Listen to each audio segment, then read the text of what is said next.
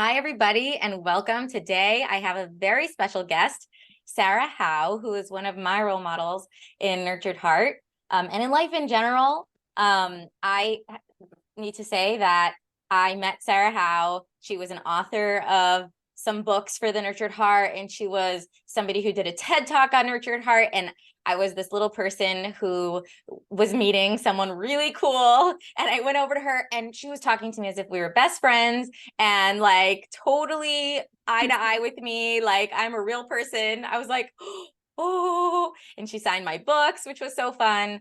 And then since then, it's always like she knows who I am. I always feel awesome. And I'm so grateful, Sarah, that you agreed to hop on with me here and share some of your experience, your stories, your wisdom, because I know there's so much there. So why don't you go ahead and tell our audience who you are, and we'll go from there. Anything else? Anything else? Everything else on your heart and mind and soul. That. You're so kind. What a sweet introduction. Well, I'm Sarah Howe. By profession, I am a school psychologist. I am also an author. I speak. I have done a TEDx talk in Fargo on the Nurtured Heart approach. So, yeah, and then I just, I do parent coaching on the side. I kind of get into a lot of different things, and so I continue to write books. That's probably the quick summary of what I am. And then, I'm first and foremost a mom, and I live with my husband and now no children because we're empty nesters in northern Minnesota. So a new season has arrived, and I'm also a grandma too. I have a little 3-year-old granddaughter. So but for those of you that don't know, I've been in the Nurtured Heart since 2009. So I'm one of those that have been along the ride for a long time and really joined it by a wild connection at my school. My special ed director was the one that first introduced me to this. We all come into this approach at different seasons of our lives. And for my season, I was working in a kindergarten center, I was working at the high school, and we had just in March, gone into adoptive placement for 2 children from therapeutic foster care, and never say, oh, we'll be fine, I'm a school psychologist. That just goes off the plate, whatever your profession is, because children just bring who they are and you're so personally involved in it. It just makes it so interesting. So we have 4 children, and we added 2 of them are by adoption. And that's how I was introduced, because my special ed director said, hey, Sarah, you're in the kindergarten. We want you to be a parent coach. And I went, no, not really interested in being a parent coach right now. And what she didn't know, and I just have to be very humble about this, is that we had actually planned to disrupt the adoption. We had been from March until September going and making 0 progress. And it was a hot mess, and everybody was angry at each other. There was a lot of violence. There was a lot of, bruising on everybody, and it was not going well at all. And we had just said, we can't do this. And we were going to stop and return them to foster care, which was very humbling for me as a person, because that was never my intention when we walked into adoption. And so she said, well, it's part of your job description that I'm putting on, so you're going to have to go. So that's how I got to this approach. And I remember, for those people that feel like there's no hope, I so remember being at that door of just going, I'm stuck. And I remember sitting and listening as I was learning this approach. And I text my husband. It was that profound to me. I text my husband and I said, I think we have hope. I'm hearing something I have not heard before. And I'm trained in behavior management. I'm trained in kind of that behavioral approach. I'm trained actually pretty eclectically as a school psychologist. We get to learn a lot of different angles of how to navigate human beings in school. So I had thought I had heard everything, but I hadn't heard this angle and the simplicity of the approach of just the stand 1, stand 2, stand 3. And I also hadn't heard it from the perspective of being very empowered as a parent in stand 1, that's where we start. is that it really becomes about us first, instead of going after, okay, what can I do for my child? What can I do? What can I do? It really is a self-reflection. And I was like, oh, well, I got lots to fix. I can reflect. Just tell me what to reflect on. And that began our journey of really embracing this approach. And then I just became like a dog with a bone. I went and became a trainer. I was like, everything you can imagine, I embraced. At one point, I even remember cornering Howie. I said, okay, I'm stuck.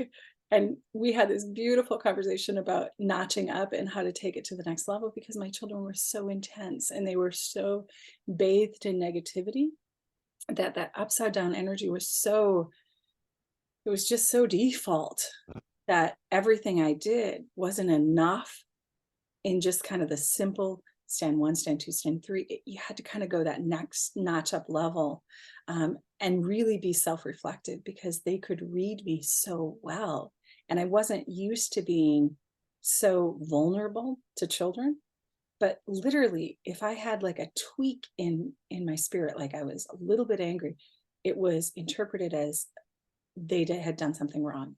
And so that would cause a tumbleweed effect of behavior. So yeah, it was a journey and a half. And now fast forward, my children are all, my oldest is 26. So we have the 26-year-old who is adopted, our Caleb, and he has and you'll probably, there's stories out there about my Caleb, if people know. And he has a 3-year-old, Miss Charlotte.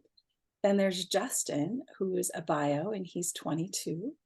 There's Chloe, who is 20, and she's adopted. And then there's Lydia, who's my baby, and she's bio, and she's 18. So that's the rundown of where they are now. So imagine backwards, back in 2009 when we were starting this, and she was just 3. She turned 4.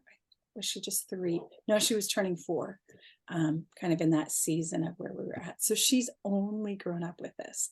And now my daughter is in a school. She's working to be a teacher, and she's in a school that's using the nurtured heart approach and talks about greatness. So like, can it get any better? We're talking about, I heard you talk about during that foster care to adoption period of time, I heard you talking about bruising and anger and aggression.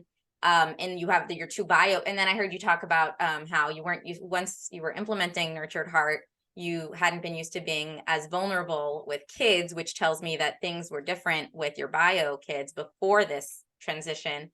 So I'm wondering if maybe you could share about this stand one thing, this thing that really jumped out at you.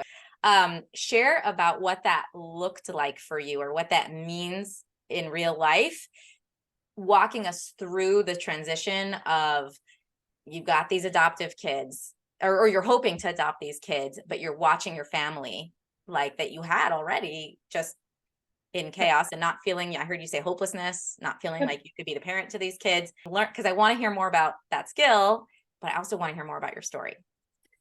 Sure. So from the perspective of stand one, which I think is it's a beautiful place to start, because we really have to reflect on ourselves on what. If I could just ask you one more thing. So some of our audience has never learned nurtured heart. Some of the audience doesn't even know what we're talking about. So like, tell us, what is stand one to you, and where that takes you. Sure. So stand one of the nurtured heart is all about staying out of this negativity, and relentlessly staying out of this negativity, and really looking at it as, I will not give myself to things that are negative, and to things that that don't build up. Versus stand two is the exact opposite, where it's, I will dive into, I will connect around things that are going right, around things that are positive, around things that build you up and build me up. And then the clarity of stand three of, I will have clear rules, I will have clear expectations, and I will draw that line in the sand, but that will guide us and keep us safe. And also make living together so much easier. It's the game of life because we're following a pattern, a rule. We're following expectations that keep us all in better community as a family and connectedness, and it creates the culture of our family. So stand one, as I was learning it, I realized I was easily triggered. My prior to having our two adopted children, we had your normal, probably more typical. I had a pretty busy child in Justin, who was our oldest at the time, and we usurped the order of when we adopted because Caleb became the oldest child. That's another story and a half, but I was used to kind of those ADHD type of behaviors, pretty busy, but could kind of channel it and wasn't angry necessarily, versus when Caleb and Chloe both came, there was anger behind it. There was hurt behind it. There was, they were coming from a place of trauma and abuse. And so there was a different lens that, I had to put on. And so I realized how much I was triggered when I would give a direction or I would try to just get us out the door. And there would be such resistance, or I would say something at a higher tone and it would cause Chloe to just freeze. And I'm like, just move. And not recognizing that I had fallen on a trauma experience for her, and she couldn't just move. And so it really became a lot of reflection on me going, that frustrates me. And my frustration would cause me to yell louder. I have to say I was a yeller, not as much anymore. I really was able to channel that differently. This is that channeling of greatness. So from that perspective, able to navigate that better as I began to reflect and go, wow, this isn't who I want to be. And I'm realizing that when things aren't followed or my expectations aren't met, that I become unglued and I don't like that person. And so what am I going to do? And it really became a lot about me. And I realized, I've shared this story a lot. It's a story of Caleb and I, and how I really understood how sensitive he was to me. There was an incident one evening. I had the other, our kids in bed, and Mark was gone on a business trip. And so it was just me, and Caleb came up and he really was struggling in class and was almost failing his class. And he said, oh, I need this by tomorrow morning. And I'm like, you've got to be kidding me. And I was so angry. And I'm like, okay, everybody's sleeping. Kmart's just down the road. We're going to just jump in.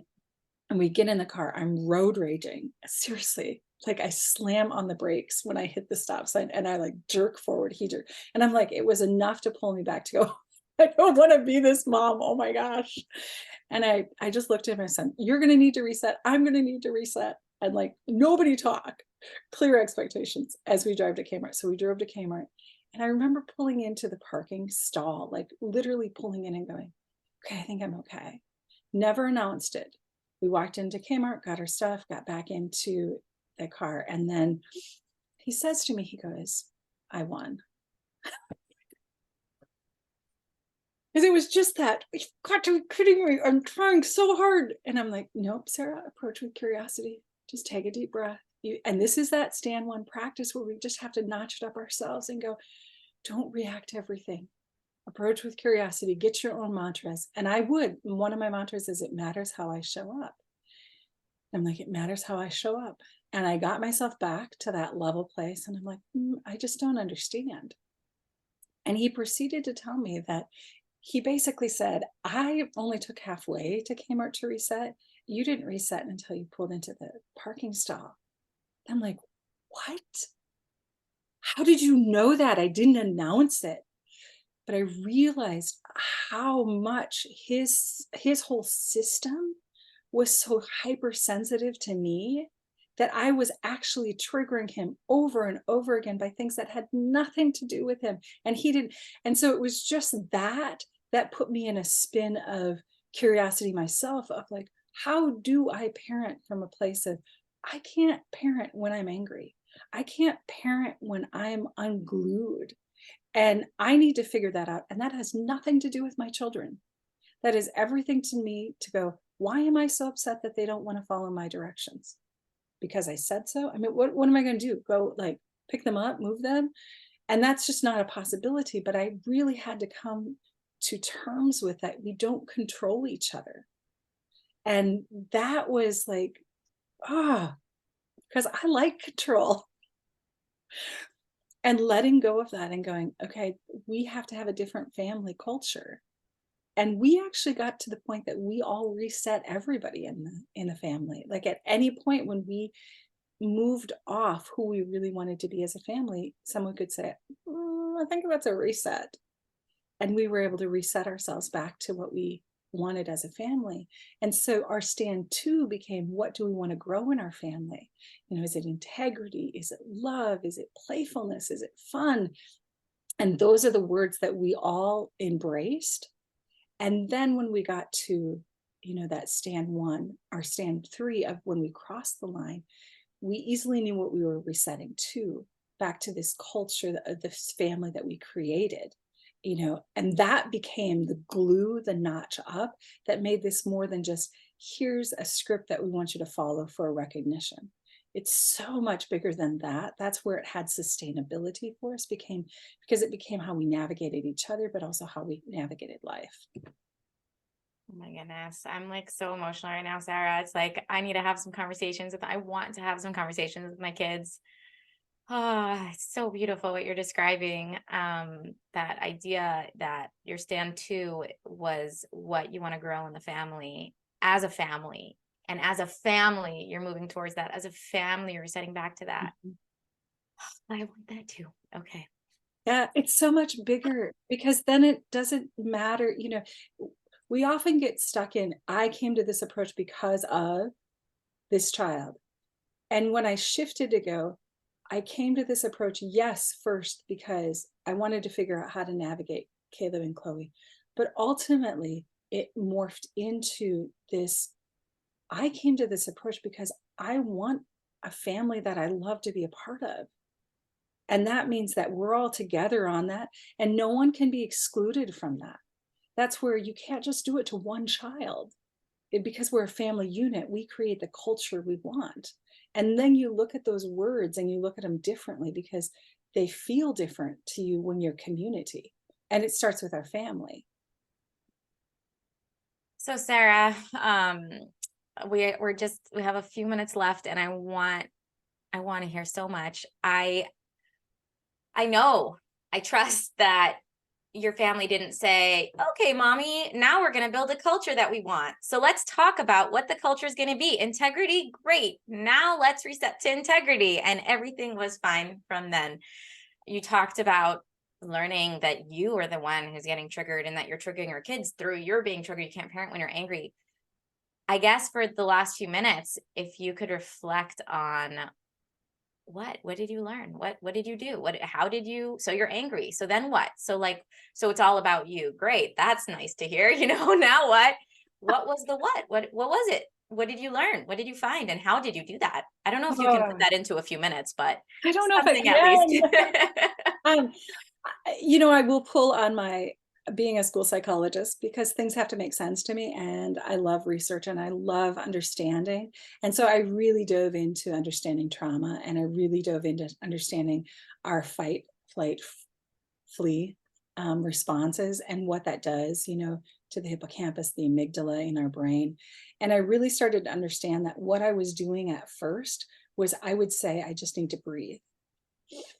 And so the very first thing I ever did when I learned this approach was, just when I realized and had that self-awareness that I was going to lose it, or I was already in that moment of like kind of becoming unglued, all I did is I grounded myself back to just breathe. And I would take these huge belly breaths. And at the time, I really didn't understand all that was happening. But if you understand it now, you understand that the vagus nerve goes through your whole system. And when you do deep diaphragm breathing, it actually sends the messages to your whole body that you're okay. And that's what I needed to do, is say, I'm okay. I'm not in trauma right now. I can think, I can reason. And so my children first saw me breathing a lot. And actually, I remember they would say, let's stop, mom's breathing. They didn't even know, like they didn't know reset. They're just like, but they knew that I was trying to get back in control. And they loved that version of their mom. And that became addictive to them because I was nicer, kinder, gentler. And they loved being around me. I was magnetic in those moments. And so that became where we started, was it was just breathing. And then I got in my head, I'm like, okay, what am I resetting to? What am I bringing to the table? Calmness. Okay, when I'm calm, I can think. And it didn't stop.